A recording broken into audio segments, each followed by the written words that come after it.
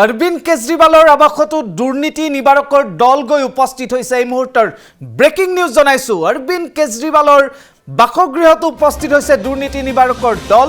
অভিযোগৰ তথ্য প্ৰমাণ বিচাৰি উপস্থিত হৈছে দলটো। দলৰ প্ৰাৰ্থীক ধনৰ প্ৰলোভন দিয়াৰ অভিযোগ কৰিছিল কেজৰিৱালে।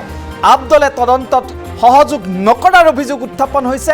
বিপৰীতে বিধি উলংঘাৰে দুৰ্নীতি নিবাৰকৰ অভিযানৰ অভিযোগ উত্থাপন কৰিছে আপে।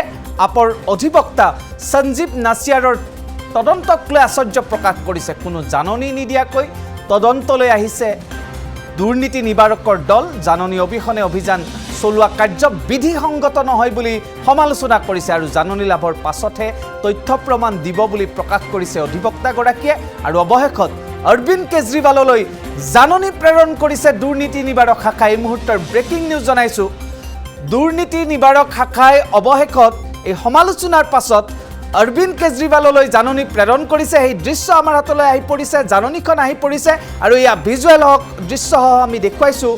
দুৰ্নীতি নিবাৰকৰ দলে তথ্য প্ৰমাণ বিচাৰি অভিযান আৰম্ভ কৰিছে।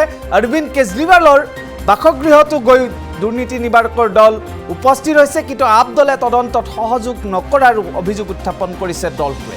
বিপৰীতে বিধি উলংঘাৰে এই অভিযান চলোৱাৰ অভিযোগ উত্থাপন কৰিছে আপৰ অধিবক্তাই। কোনো জাননী নিদিয়াকৈ তদন্তলৈ কিয় আহিছে বুলি দুৰ্নীতি নিবাৰকক প্ৰশ্ন কৰিছিল আৰু এই প্ৰশ্নৰ অৱতাৰণা হোৱাৰ পাছতে অৰবিন্দ কেজৰিৱাললৈ এতিয়া শেহতীয়াকৈ জাননী জাৰি কৰিছে দুৰ্নীতি নিবাৰক শাখাই।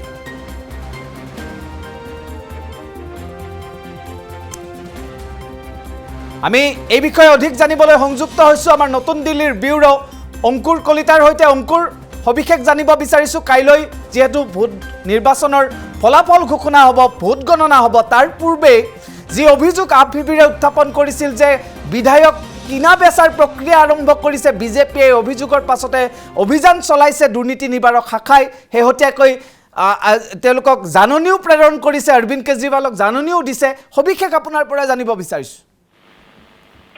নিশ্চিতভাৱে গুঞ্জন, বিভিন্ন অভিযোগৰ মাজত পাৰ হৈ গ'ল দিল্লীৰ বিধানসভা নিৰ্বাচন আৰু আম আদমি পাৰ্টিৰ যিগৰাকী আচলতে মুৰব্বী বুলি ক'ব লাগিব অৰবিন্দ কেজৰিৱাল, তেখেতে এটা অভিযোগ আনিছিল ভাৰতীয় জনতা পাৰ্টিৰ বিৰুদ্ধে যে বিজেপিয়ে প্ৰায় 16 গৰাকীকৈ যি আপৰ কেণ্ডিডেট, আপৰ বিভিন্ন সমষ্টিৰ প্ৰাৰ্থী, তেওঁলোকক প্ৰায় 15 পৰা 16 কোটি টকা দি তেওঁলোকক কিনিব বিচাৰিছে আৰু তেওঁলোকে যাতে সেই আপৰ প্ৰাৰ্থীসকলে যাতে বিজেপিত যোগদান কৰে তাৰ বাবে আচলতে অফাৰ দিয়া হৈছে বুলি আম আদমি পাৰ্টিৰ কনভেনৰ অৰবিন্দ কেজৰিৱালে এটা গুৰুত্বপূৰ্ণ অভিযোগ আচলতে উত্থাপন কৰিছিল। আৰু পৰৱৰ্তী সময়ত দিল্লীৰ আচলতে লেফটেনেণ্ট গভৰ্ণৰ বিনয় কুমাৰ সাক্সেনা তেখেতে তদন্ত দিয়ে আৰু পৰৱৰ্তী সময়ত আজিৰ দিনটোত দেখা পোৱা গ'ল যে ACPৰ এটা দল, এণ্টি কৰাপশ্যন ব্যুৰোৰ এটা দল অৰবিন্দ কেজৰিৱালৰ বাসগৃহত গৈ গোটেই বিষয়টোৰ সম্পৰ্কে তদন্ত কৰিবলৈ উপস্থিত হ'ল। কিন্তু আম আদমি পাৰ্টিৰ ফালৰ পৰা ইতিমধ্যে কোৱা হৈছে, তেওঁলোকৰ অধিবক্তা সঞ্জীৱ নাছিয়াৰৰো ইতিমধ্যে তেখেতেও প্ৰকাশ কৰিছে সংবাদ মাধ্যমৰ আগত যে কোনো ধৰণৰ আচলতে নটিচ অৰ্থাৎ জাননী নিদিয়াকৈ আম আদমি পাৰ্টিৰ মন্ত্ৰীগৰাকীৰ ঘৰত ACPৰ এটা দল ইতিমধ্যে ACBৰ এটা দল গৈছে আৰু যাৰ বাবে আচলতে তেওঁলোকে যথেষ্ট অসুবিধাৰ সন্মুখীন হৈছে বুলি কৈছে। আৰু পৰৱৰ্তী সময়ত যেতিয়া জাননী দিয়ে তাৰ পাছতহে আচলতে উত্তৰসমূহ দিব। আম আদমি পাৰ্টিয়ে যি অভিযোগ দিছিল সেই অভিযোগৰ আচলতে লিখিত আচলতে উত্তৰ দিব বুলি ইতিমধ্যে স্পষ্টকৈ কৈছে অধিবক্তাগৰাকী। আৰু ইফালে যদি আমি চাবলৈ যাওঁ, বৰ্তমান সময়লৈকে অৰবিন্দ কেজৰিৱালে সম্পৰ্কে সংবাদ মাধ্যমৰ আগত কোনো ধৰণৰ মন্তব্য কৰা নাই, কিন্তু আম আদমি পাৰ্টিৰ জ্যেষ্ঠ নেতা সাংসদ সঞ্জয় সিঙে এটা কথা কৈছে যে এটা নাম্বাৰ আচলতে এণ্টি কৰাপশ্যন ব্যুৰোক দিয়া হৈছে আৰু তেওঁলোকে কি ধৰণে তদন্ত কৰে সেয়া নিশ্চিতভাৱে চাব। আৰু সেই নম্বৰটো, যি নম্বৰৰ যোগেদি আচলতে এই 16 গৰাকীকৈ প্ৰাৰ্থীক আম আদমি পাৰ্টি তেওঁলোকৰ সৈতে যোগাযোগ কৰিছিল,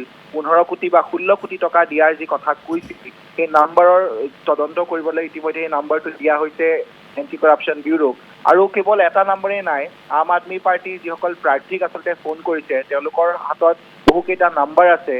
সঞ্জয় সিঙে কৈছে যে প্ৰথমটো নাম্বাৰ যি ACBক দিছোঁ তেওঁলোকে প্ৰথমে এই নাম্বাৰটোৰ ওপৰত তদন্ত কৰক, পৰৱৰ্তী সময়ত আমি আৰু সহযোগ কৰিম, আমি আৰু নম্বৰ দিম। আৰু নিশ্চিতভাৱে এই ধৰণৰ বিভিন্ন অভিযোগৰ মাজত ইতিমধ্যে মই পূৰ্বতে উল্লেখ কৰিছোঁ দিল্লীৰ বিধানসভা নিৰ্বাচনৰ কেম্পেইন বা প্ৰচাৰসমূহ সামৰণি পৰিছিল আৰু কাইলৈ দিনটোৰ বাবে সকলোৱে অপেক্ষা কৰি আছে, যিহেতু কাইলৈ দিল্লীৰ বিধানসভা নিৰ্বাচনৰ ফলাফল ঘোষণা হ'ব আৰু তাৰ পূৰ্বে ACPৰ এই ধৰণে অৰবিন্দ কেজৰিৱালৰ বাসগৃহত উপস্থিত হোৱা আৰু ACPক কোনো ধৰণৰ সহযোগ নকৰা বুলি ইতিমধ্যে দলটোৱে প্ৰকাশ কৰিছে। এই গোটেই বিষয়টো আচলতে কিছু আলোচনাৰ মাজত আছে আৰু নিশ্চিতভাৱে পৰৱৰ্তী সময়ত আম আদমি পাৰ্টিৰ ফালৰ পৰা কি ধৰণৰ প্ৰতিক্ৰিয়া প্ৰকাশ কৰে বা এণ্টি কৰাপশ্যন ব্যুৰোৰ যি দল গৈছিল তেওঁলোকে কি ধৰণৰ মন্তব্য দিয়ে সেয়া লক্ষ্য কৰিব। সঞ্জয় সিঙৰ প্ৰতিক্ৰিয়া আমাৰ হাতলৈ আহি পৰিছে, ধন্যবাদ জ্ঞাপন কৰিছোঁ অংকুৰ কলিতা আৰু আগবঢ়াইছোঁ সঞ্জয় সিঙে কি প্ৰতিক্ৰিয়া ব্যক্ত কৰিছে এই অভিযানক লৈ।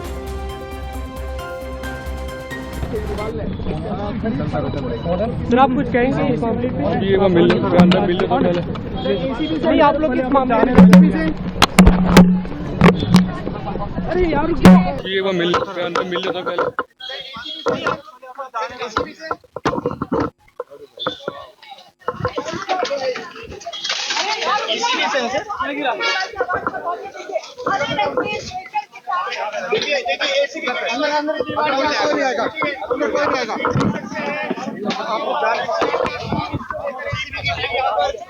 पहुंची है, ये तस्वीर आप देखिए। यहाँ पर अभी टीम पहुंची है। आवास है वहाँ पर ACP की टीम फिलहाल मौजूद है, जिसमें इस टीम में 4 सदस्य यहाँ पर इस टीम में नजर आ रहे हैं।